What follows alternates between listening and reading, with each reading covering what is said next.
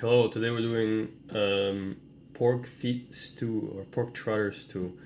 It's kind of like a traditional Quebec food, and you can have it with or without meatballs. I'm gonna do it without meatballs, but doing the meatballs is really simple, and I'll explain how, like in the optional steps, I guess. First off, we want onions, so you really don't need to be like too fussy about the onions, because like the onions and all the vegetables are gonna get removed after. So and you can keep big chunks. It'll be easier to strain later.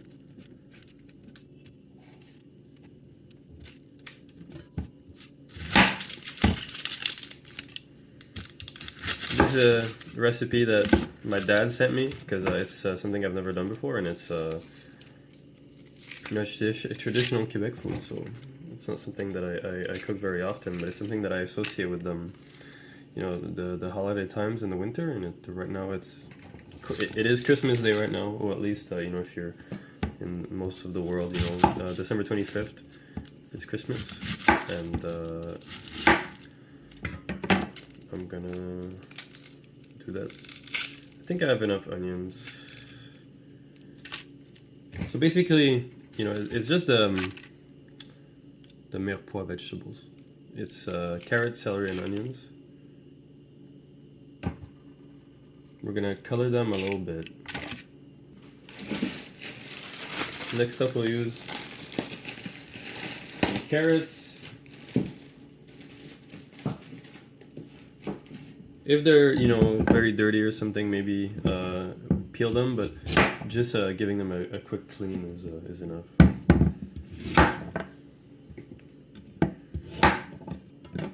So what I'm gonna do, I'm just gonna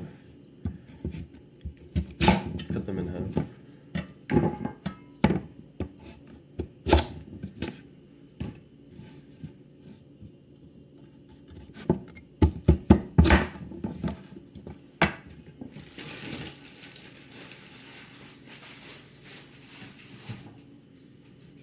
And then finally, celery. Celery, we want maybe this much. These are dirty, so please clean them. I'm gonna go clean them right now.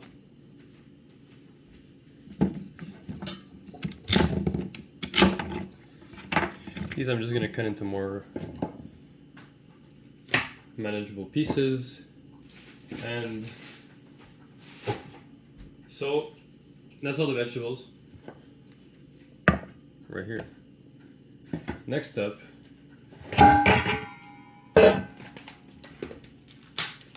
you're gonna want your pork's feet. They can be whole, they don't have to be. I got them cut into chunks and I got them sliced. So pig feet. Blah, blah, blah. Blah, blah, blah.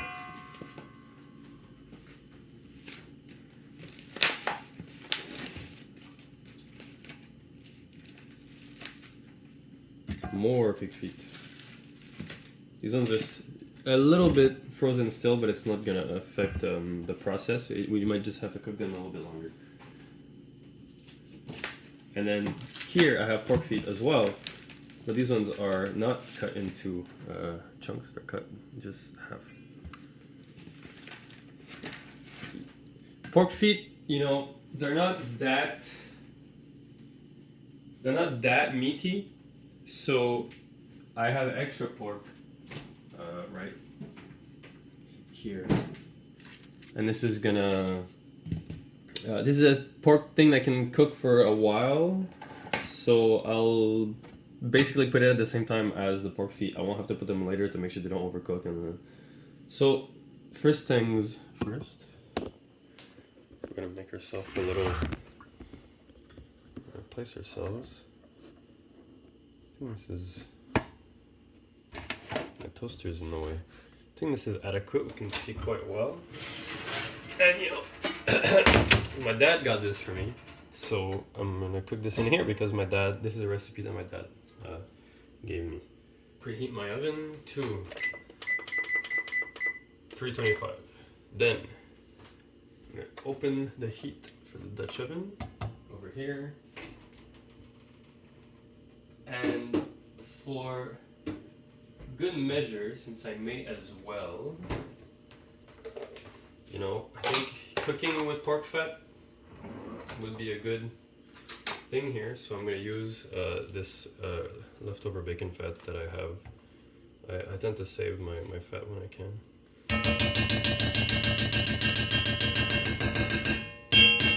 Sorry for the noise. I'll be generous with the bacon fat.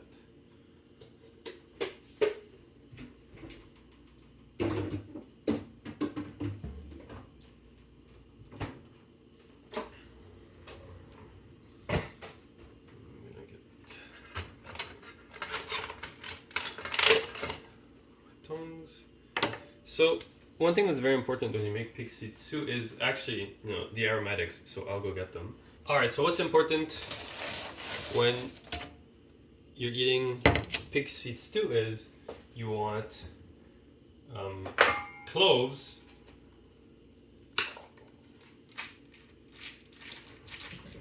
So like cloves is a very strong flavor though, so be careful. I'm doing a big batch, but so I'm using about like a little handful of cloves. So this is going to be one of our spices, very important. We'll start cooking stuff. You just want to, you know, give the pork feet a nice coloring.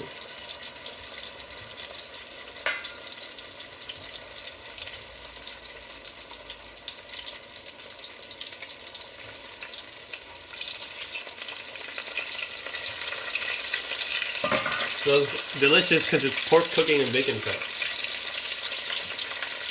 Okay, so we got our cloves, clove. Another important ingredient is allspice, but I don't have allspice at home. However, I do have something that does contain allspice. It's called forcespice, and forcespice is basically when you think of like traditional colonial cooking. Four spices is what it is, so I'm gonna add a good amount of four spice, and we can always adjust. So it's gonna look like this: our cloves and our four spice. Four spice does contain cloves, so be wary about that. Next up, a little bit of dry ginger, also a common culprit in a common person to find in a colonial spice mix, so we're gonna have that. And then some nutmeg. So nutmeg, you know, you can get pre-ground nutmeg. I like to get my nutmeg nuts. So that's what we're gonna use. And you want to grate it in your spice mix. So in my dad's recipe, it's only allspice and cloves. So I'm going kind of heavy on the forcespice and the cloves, and everything else I'm only adding a little bit. This is the kind of thing where, you know, you're gonna figure it out yourself. It's really you know, I'm sure every family did it differently. I'm coloring the inside and the skin.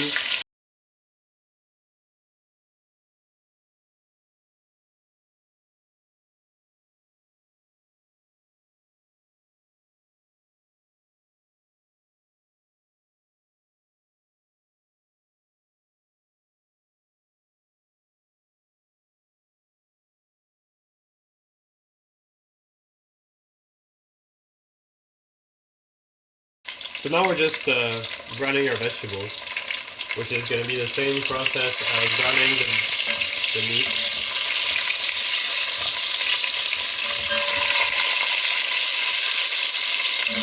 I'm going to brown the carrots and I'm going to brown the onions, but I'm not going to brown the celery. Because browning the carrots and the onions will develop a lot of sweetness, browning the celery doesn't do it that much.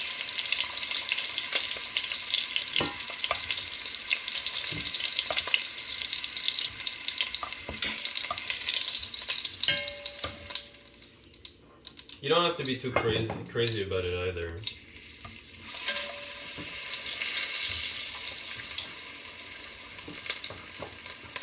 You know, do what you want and what you can. Next, we're gonna add liquid. The liquid can be stock if you want. I would recommend pork stock if you have some, like a neutral one. You could add chicken stock, like a light chicken stock, even beef stock, but I'm gonna add water because this is poor people food. And also because in the recipe that I have, it says to add water and not stock because, you know, you do what you have. Then, just for good measure, I'm gonna scrape the bottom to release all that delicious goodness.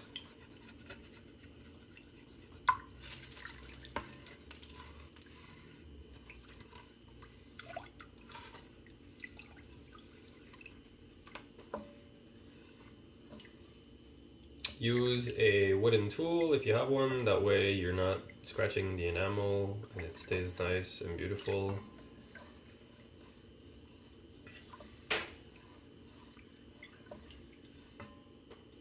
Alright. I mean, look at that. The water, the color of the water just looks delicious. That's how you know it's going to be delicious. Just adjust.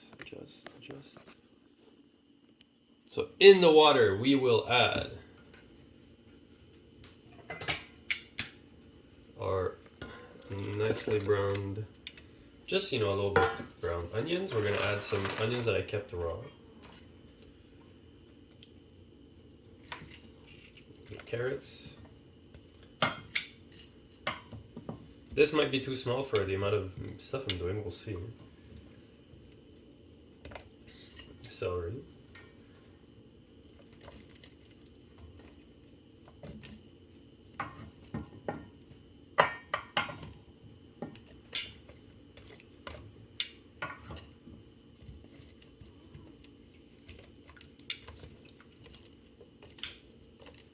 Maybe I put too much celery. Let's not put this. Now we're gonna add our pork.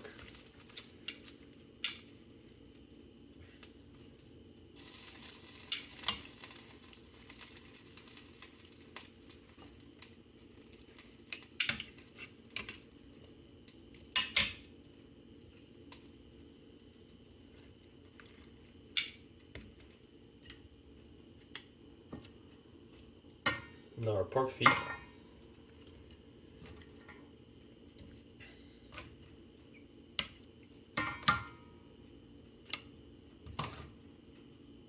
It's really that simple, honestly. But it's the next step that makes it kind of, you know, you'll see. Well, the next step, once, you know, this is done cooking for a million years, you'll see. It's very interesting.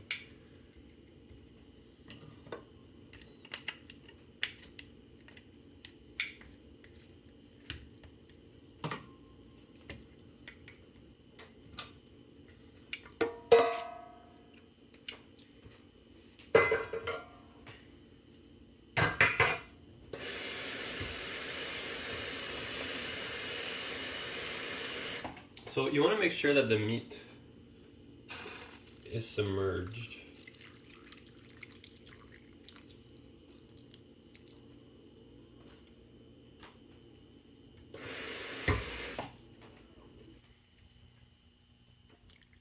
You know, at least partially submerged.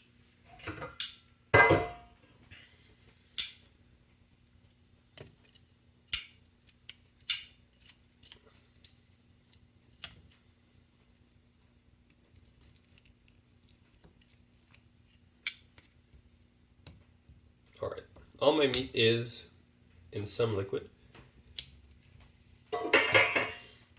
Then we're going to add bay leaves.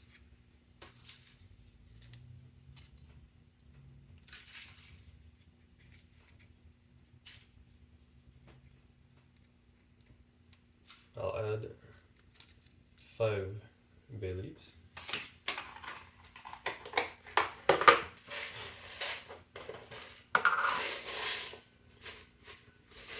I'll add a small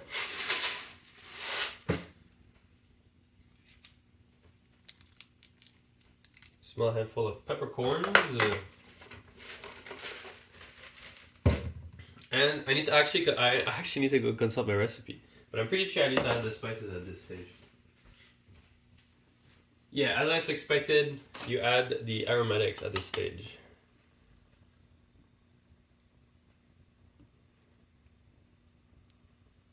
And by aromatics, I mean the spices. So, one thing that is going to be really hard to do in this dish is scum the entire thing. Because the pig feet have a lot of scum in them. So this might get very scummed up. Like when you make stock, in my stock making video, you know, remove the stock if you can. But I am lazy and I don't care. And also by roasting the pig's feet, you're gonna get less, oh yeah, it smells like Quebec food. And also, yeah, because we roasted the pig's feet, it's not going to make as much scum. Roasting things typically will help minimize the amount of scum produced. So this is gonna be really delicious because like pig feet have a lot of connective tissue and they have bones and skin and stuff. So it's going to really infuse into this water and with the aromatics. Just like we're making a soup. So this is pretty much the point of this dish. Also, I don't know about your cats, but my cats, they love cloves. So when I'm right after this, like they're probably gonna be sniffing my fingers like crazy and trying to attack me. For some reason, you know, especially Mips, she really loves cloves. So we're just bringing this to a simmer, and as soon as this gets to a simmer, we'll put it in the oven. Maybe with the lid. Does the lid fit? But the lid fits beautifully, so I'm probably gonna put it with the lid for the first hour and a half, and then I'll put it without the lid for another hour and a half, and then we'll check for doneness. You know, I'm seeing little bubbles and everything. I'd say that's a proper simmering stew. You know, you just want a gentle simmer, just like with any sort of soup. And the gentler you cook it, the better it'll be, the more succulent it'll be. So my oven's at 325, but you can put it even at 300.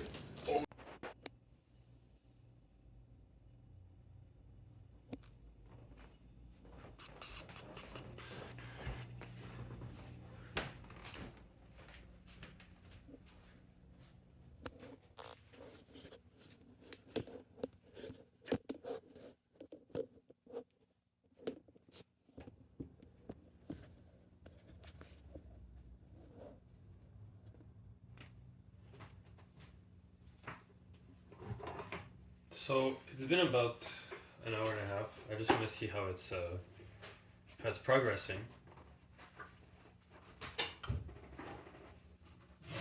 Whoa, my eyes.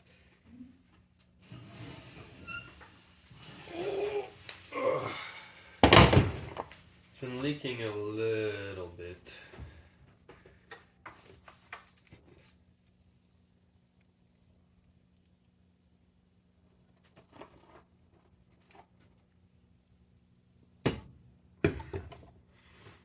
Smells like smells like how I remember it. It's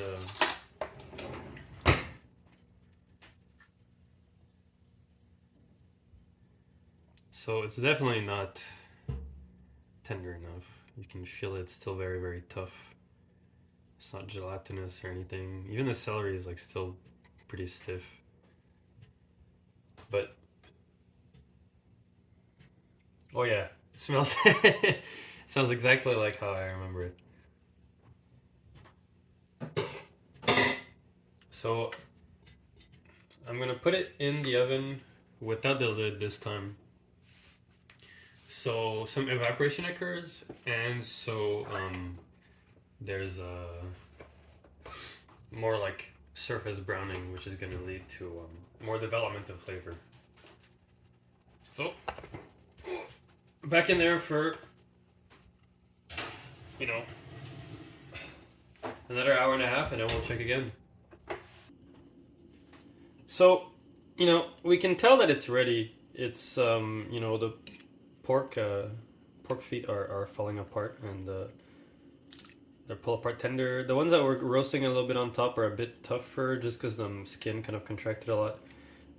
And if the pork feet are tender and soft, then the pork that's underneath as well, like I think it's a piece of pork shoulder. The pork shoulder that I put should be soft as well. Yeah, look, it's like falling apart.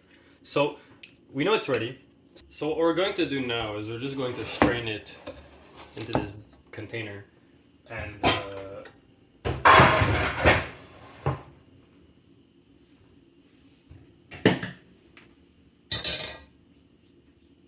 so what we're going to do now is we're going to strain it into this container, and we're going to basically try to separate the meat from the vegetables, and keep all the stock.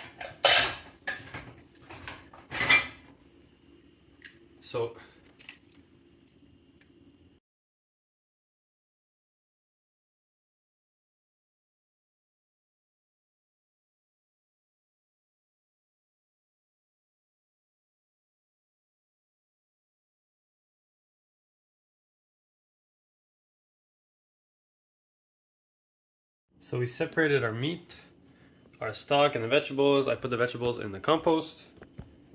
All that's left is to strain all the stock. And so this is the first step of this entire thing. So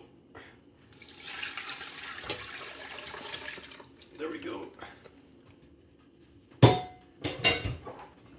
So like, if you know, it's been 3 hours or whatever, so if you're like me and it's getting kind of late and you don't want to eat, then what you do is you let the meat cool down in the liquid, and or keep them separate, because it doesn't really matter. Just maybe add a bit of liquid to the meat, because that way the meat's gonna be more succulent, because it'll reabsorb some of the juice as it cools down. But basically you want to cool this down, and we'll process it tomorrow, because you want the meat to be cold so you can shred it apart and separate it from the skin and the bones. And you want the stock to be cold, because tomorrow, well, you don't need it, but like what I'm gonna do is I'm basically going to separate this for now, and tomorrow I'm gonna do the rest of the process. And the rest of the process involves making cooked flour and making the meatballs, which we're then gonna cook into the stock. So I'm just gonna add like just a few.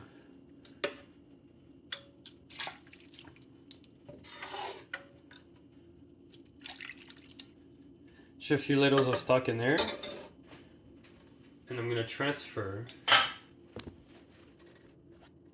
the rest of the stock into my beautiful glass jar over here.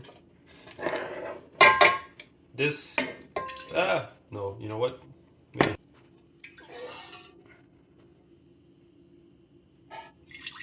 Yeah, there we go. I should not have tried to use a ladle, I should just do it this way. Alright. So the last thing I'm going to do before I put this away is I'm going to taste the liquid, because I didn't salt the liquid at all. So I want to taste it to see how much salt I need to put. There's a lot of sweetness because of the carrots and the onions. So I'm going to add like a big heavy pinch of salt.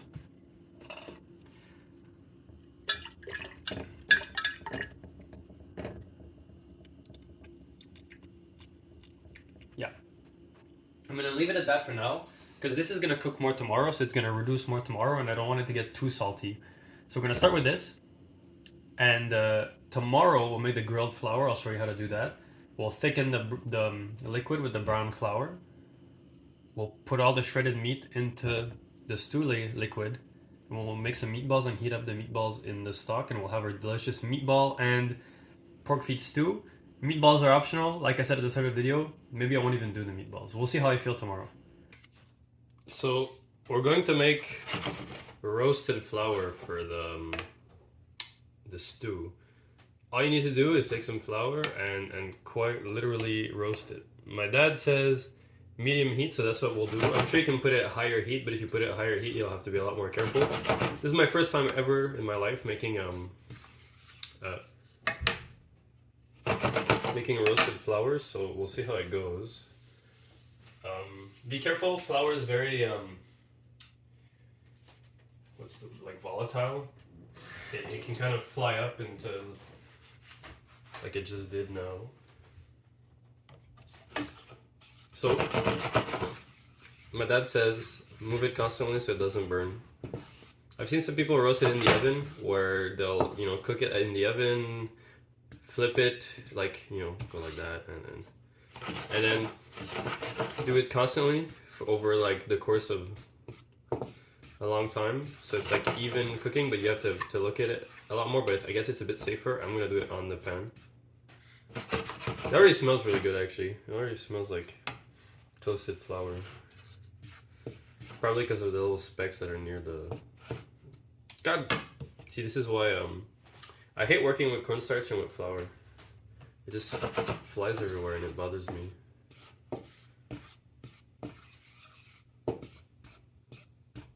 This dish, when I was a kid, I didn't like it. I didn't like this as much. I thought it was too, well, the cats are going crazy.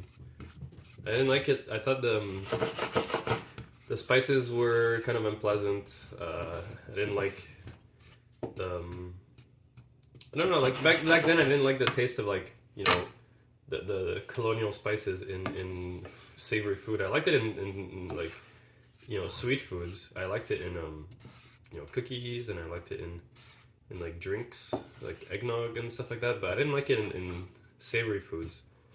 But now, the cats are going crazy. But now I like it in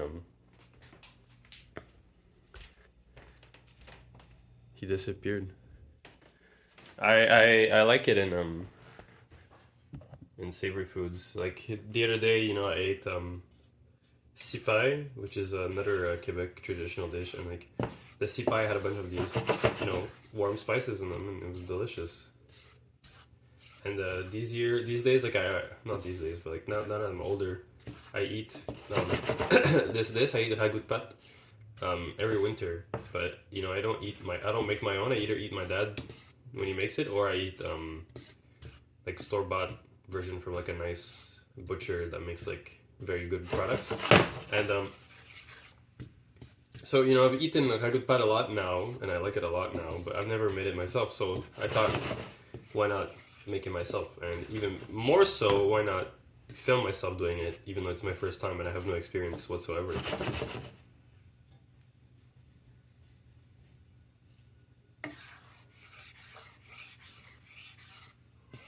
Right now it's like slow because the pan is coming up to temperature, but eventually it'll pick up and we'll probably have to be very careful.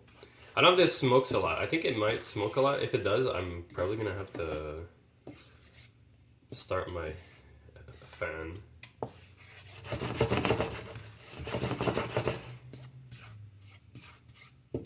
But yeah, just mix it around until it's my dad says until it looks like Nesquik powder, the color. So that's what we're gonna do. I have a feeling you could probably just do a roux and do like a really dark roux where you toast your roux until it turns like, well, Nesquik colored. But I want to do it the way it's written in my dad's recipe. I want to do it, the traditional way. So I'm going to do it this way, where I'm going to toast my flour. But I'm sure you could just do a very dark roux and it would do the same thing. Because we're going to use this as a thickener anyways. So making a roux makes total sense.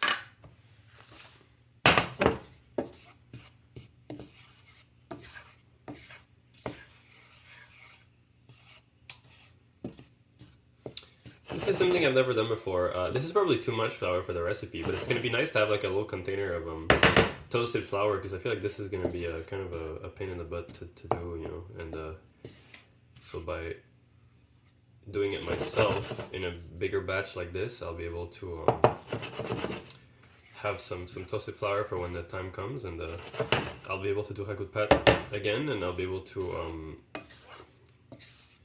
you know, I'll be able to use it in maybe other things if I ever find a use for it.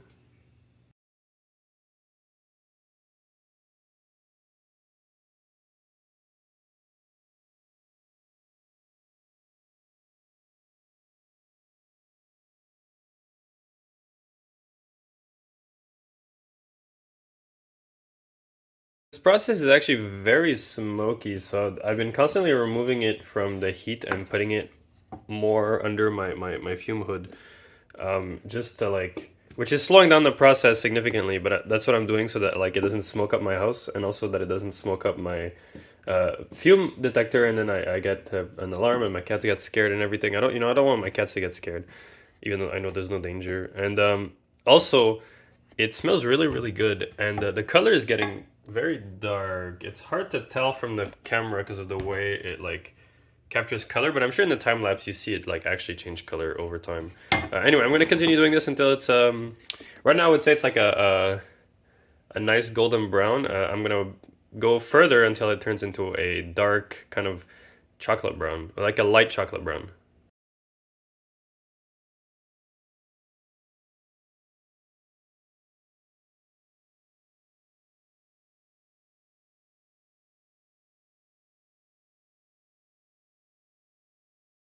So we have our toasted flour. I'm gonna let this cool down, and I'm gonna do dishes, and when I come back I'll show the next step of the ragout making process. Alright, so we're gonna make the meatballs, and there's one problem with the meatball making process that I had not foreseen, but it should be okay. The problem with the meatballs is I don't have any eggs, and my dad says to use one egg in the recipe as like a binder. So what we're gonna do is, what I do have is I have egg whites. So I'll add some egg whites. And I'm only doing half a recipe of meatballs, so I don't think it's gonna be too bad. Because anyway, it's only one egg for like 1 kilo of I think it's 1 kilo. So I'm just gonna put like this much egg white, and that'll be what we have. You know, I have no choice. You gotta adapt when you cook. I have egg whites. I don't have egg yolks. Why? I made a bunch of eggnog. You know, it's as simple as that. Then my dad says to add half a kilo of pork and half a kilo of ground beef. I only have ground pork, so that's what we're gonna use. Ground pork, there we go.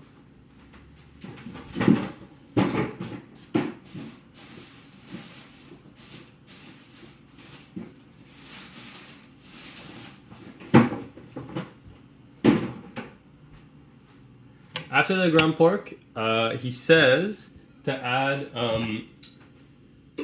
oat flakes. But I remember when I talked to him in person, he said you could also add the toasted flour, and it would taste probably more roasty and everything. But I'm gonna do traditional, so I'm gonna add oat. He says half a cup of oats. In this case, we're doing half a recipe, so we need like, you know, I'll say a quarter cup of oats. Then, you know, maybe just for good measure, I'll add like a sprinkle of the toasted flour, just to say it's there. And if you're curious what the toasted flour tastes like, the toasted flour tastes like toast. Like straight up, it tastes like toast. Like how do I say this? If toast was a flavor, that's what it would taste like. Like it tastes like plain, like toasted bread with no seasonings whatsoever. It's very nice.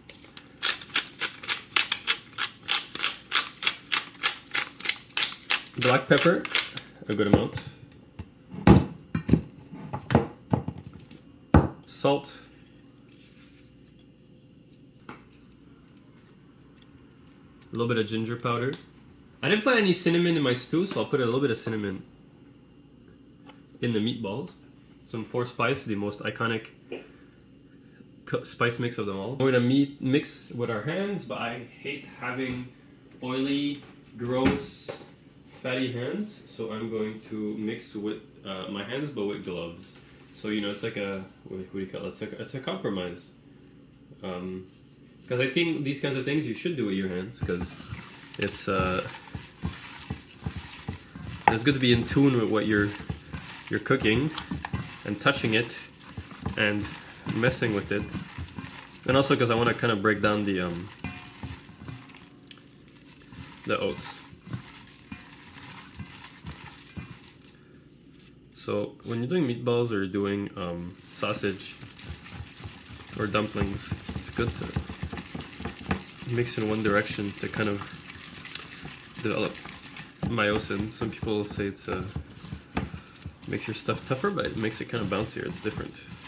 I don't know what the oats do in this situation. I guess they act as like a wheat, like a grain-based like binder. As they like absorb the moisture, they'll get gross and wet, and you'll be able to kind of. Because when I was a kid, I don't remember there being oats in the meatballs. So maybe my dad blitzed them up into oat flour, but in the recipe, he just has to add oats. Or maybe they didn't put oats in it because when I was a kid, you know, he was like, oh, the kids won't like the oats. So, you know, it's we're all meatballed up here.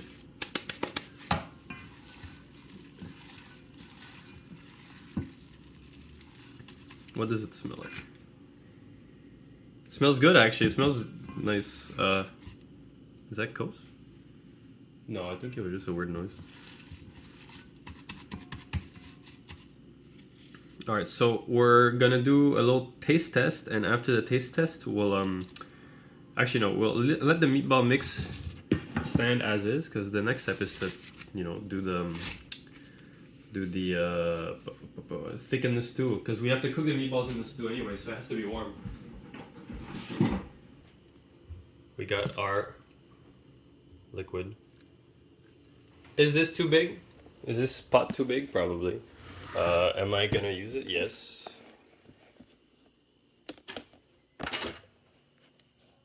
Yeah, look at that. Beautiful. So this pot's probably too big, but it's gonna do an adequate job. Now I have a bunch of fat in here. I'm gonna keep the fat. I think in the traditional recipe they don't keep the fat, but I'm gonna keep it because I like when there's fat in my food. Especially because I'm so skinny, I need to maintain all the fat I can get. Also, because of the pork feet, which have so much, you know, gelatin, it's it all set up.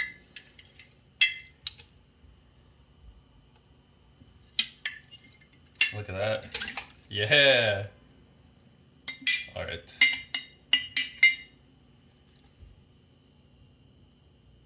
Smells delicious.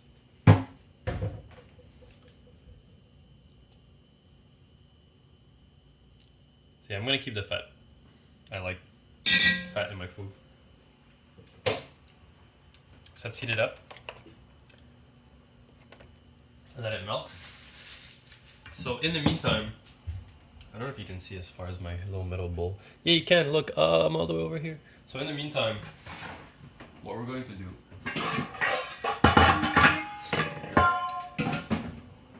is, my dad says in the recipe, mix with water, mix the toasted flour with water and make it like a slurry, and then add it to your ragout. It says don't necessarily add all the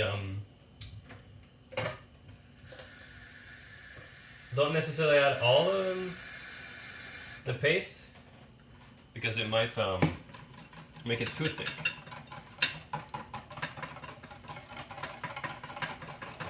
Oh, it smells so good. It really does smell like toast. The thing is, you know, when you make bread, there's like salt and like, you know, leaveners and things like that. So This is like the pure distilled essence of toast. It doesn't just smell like it doesn't smell like toast as in, you know, it smells like toasted bread. It smells like toast, like the platonic idea of what toast is. It's pretty crazy. So I just made a little like toast slurry over here, and then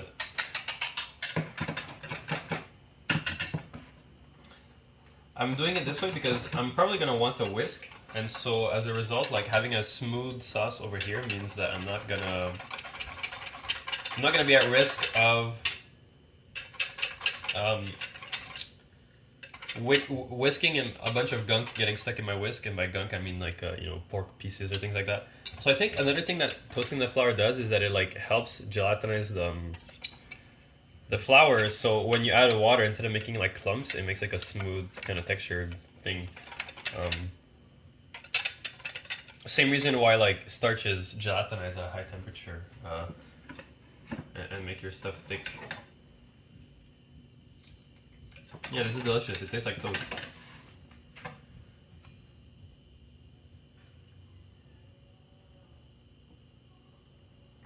We'll make more slurry if we need to, but I'd rather start with a smaller amount. At the same time, let's heat up our little pan. I'll use a non-stick pan just because I don't want... we want to make the meatballs have a nice shape. So I'm using a non-stick pan. I think it's hidden. You can... yeah, it's kind of hidden.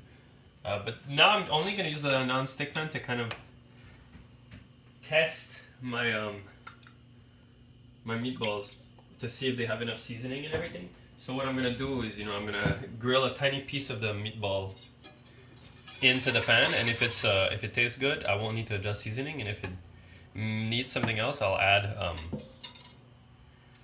some seasoning to it, and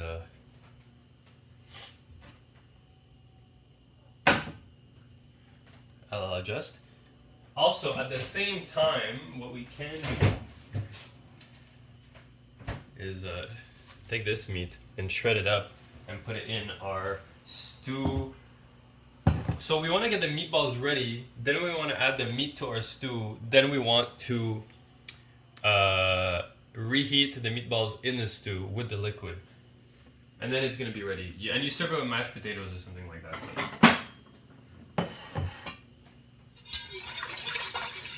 So once this simmers, I'm gonna start adding some of my my toast slurry. And right there, it's at a steamy heat.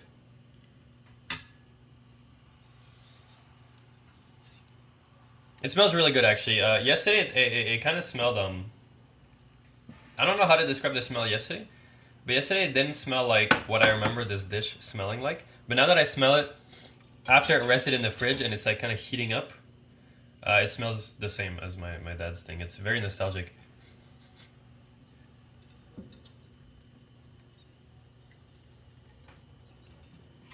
So I have my first spoonful of toast slurry.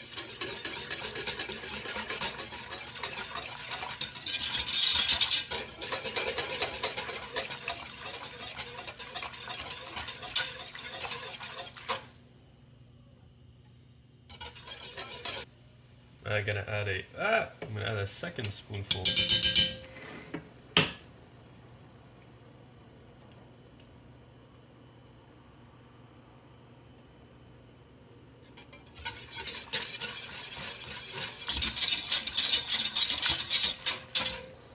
Now let's try a piece of our meatball.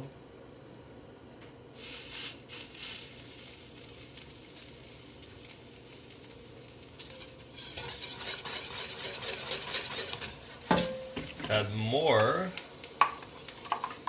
of our toast mix.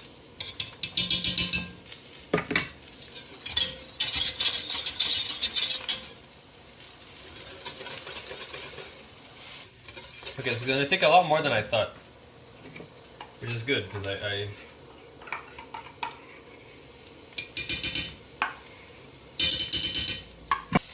how much more will it take? I'm making more slurry. because this is not thickening as much as I thought it would. I'm still cooking my little meatball thing to see what the meatballs taste like. Alright, let's see. Do my meatballs taste good? It's delicious. Alright. So, we're just gonna cook our meatballs. We're gonna make them kind of small, because I want multiple meatballs.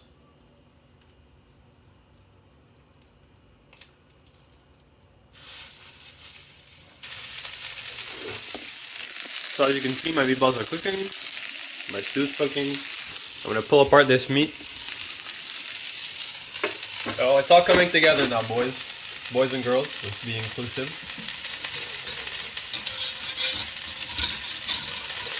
It's not thick enough. So what do? We add more toast slurry.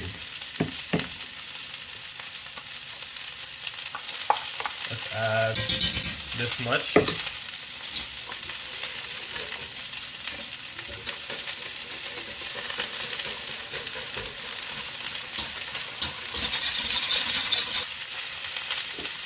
Not thick enough. Let's add more.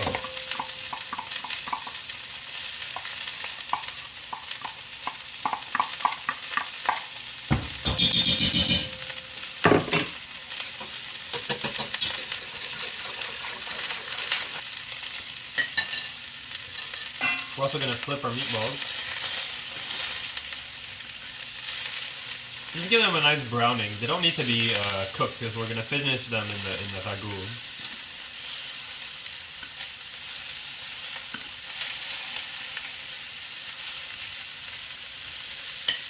You don't need to put a lot of oil in the pan, especially if you're using a non-stick pan, because the meatballs have a good amount of fat in them.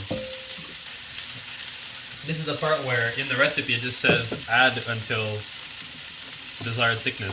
So that's what we're gonna do. Yeah, we're getting there. I think one more addition and it'll be ready. So for some reason, in my dad's recipe, he says you can add more soy sauce if you want it to be darker. But right now, this seems very dark. Maybe it's because I did it a bit differently, like I roasted more things and I cooked it in the oven instead of on the stove top, so they develop more surface browning or something, so my stew is darker. Very possible, but the color is very dark and rich. Usually when I see this in other restaurants and things like that, when I see this in other places, it's very pale. So I don't know if they add cream or something, but I don't understand why you would want to add cream to this. I mean, maybe I misread the recipe and there's like cream, but I don't remember there being cream in this when my dad made it. Alright, so the meatballs are ready. We're gonna put them aside and cook the rest of the meatballs. Ow! Hot. I just want to get nice browning on both sides, and then if the center is not cooked, it's fine.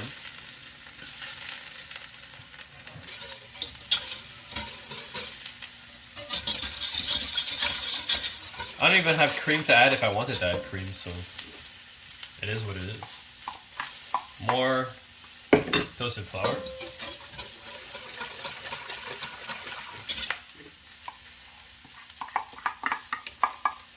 More toasted flour, but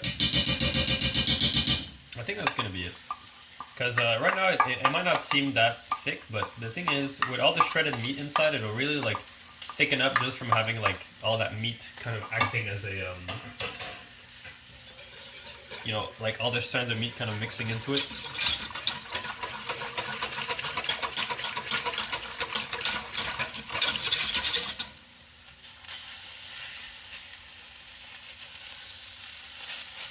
Flip the meatballs. I think this is an adequate thickness and we can always adjust. I think it's missing a bit of pepper.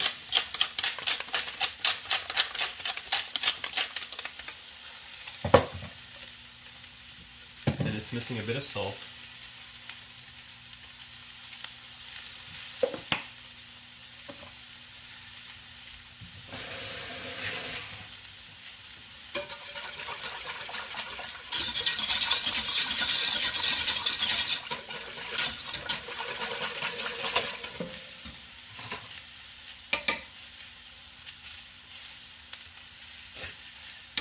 So as you can see, the thickness is like,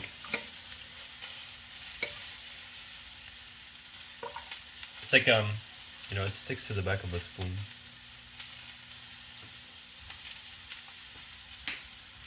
We're gonna add a little bit of cinnamon, a little bit more allspice. We'll see where that gets us, and the meatballs are pretty much ready. Alright. So for some reason it stopped recording, probably because it got too hot. So what I was doing was I started shredding the meat, and I did all my meatballs. I'm letting this, you know, warm through and everything, and simmer. We're in the final stretch pretty much. So what we're gonna do is I'm gonna show you how to shred meat. And then after I shred the meat, I'll do a little like quick time lapse. But pretty much like if you have a piece like this, you know, pork shoulder, just pulls apart super easily. It's like, you know, it's super soft, super succulent. But let's say you come across a piece of pig's foot, you know, like, you got my pig foot here. What do? Well, you keep all the collagen and all the gelatin, separate the bones. Then separate the bones.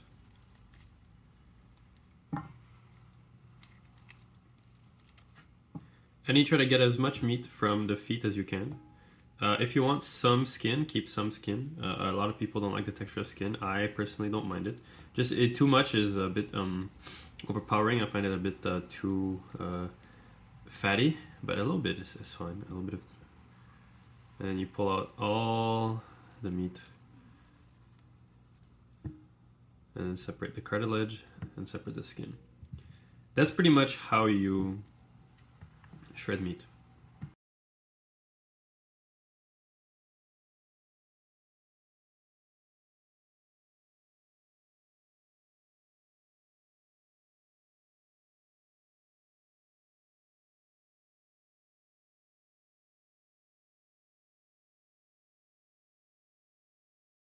All right, here we are, the last step.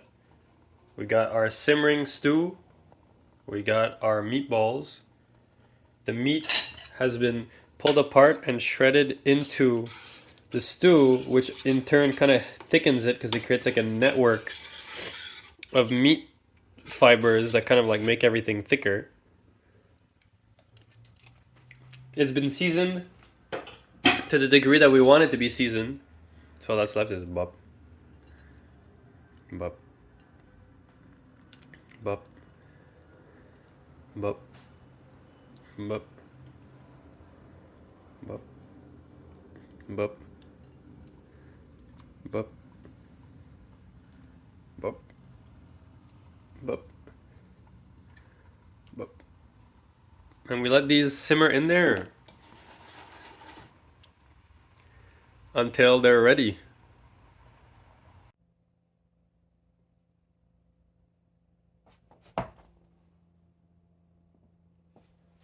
It's ready.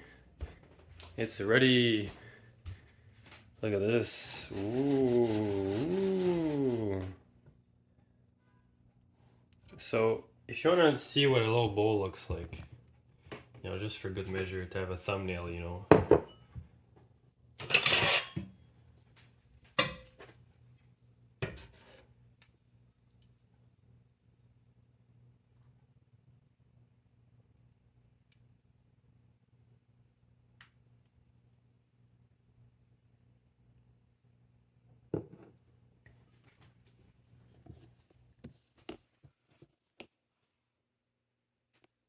This looks bad, but yeah, this is what it looks like.